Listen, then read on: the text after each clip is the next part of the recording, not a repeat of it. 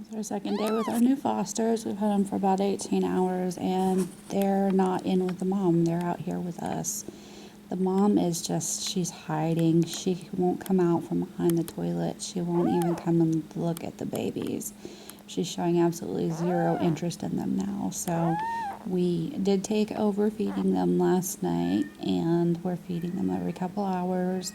And you do have to do that by hand. And these little babies are a little damp right now because I had to clean them up. When we were trying to get Mama to lay down with them last night to nurse, we went ahead and put her in the cat carrier with the cage door closed to try to encourage her to nurse and stay in there with them. And all it really accomplished was her peeing all over them. So they got kind of gross. I had to wipe them up, and I had to pee and poop them. And that's something that a lot of people don't realize that mother cats do for their little babies. They don't pee and poop by themselves. They have to have a little bit of stimulation on their rear end to help them go to potty. And since they don't have a mom that's cleaning them and taking care of that, we have to do it. Now, that does not mean licking cat butt. My husband likes to tease me about that.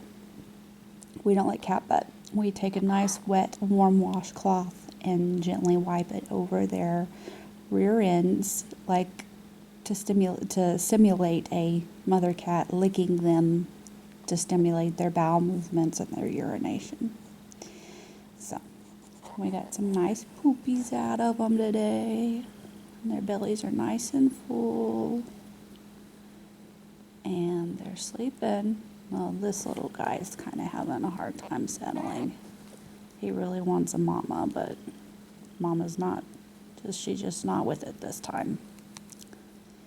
So, probably will happen is the mama cat will go ahead and go back to the shelter next week, unless she just completely changes her mind about how she's going to act toward these little guys.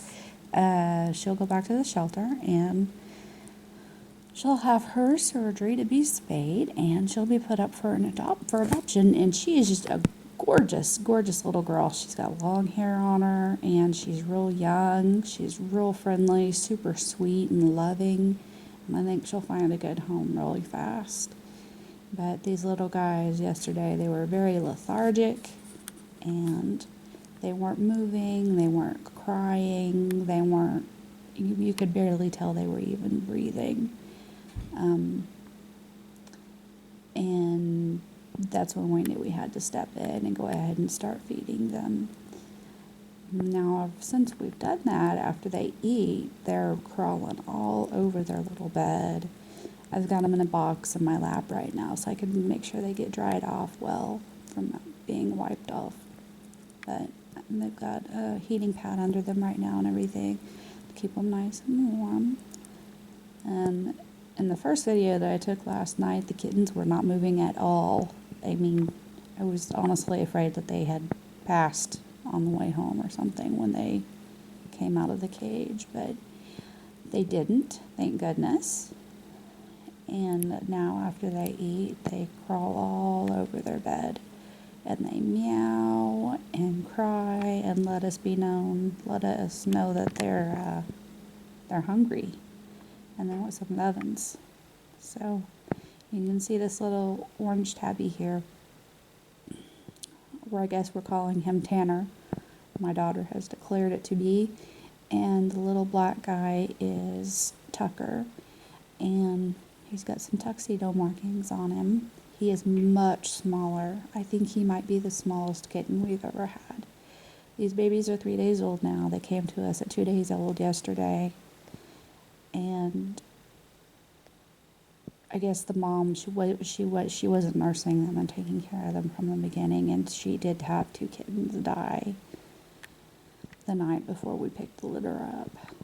So that's sad. And Right now we're going to focus on keeping these little guys healthy and get them to pull through. That's it. That's everything that's happened in the last 18 hours.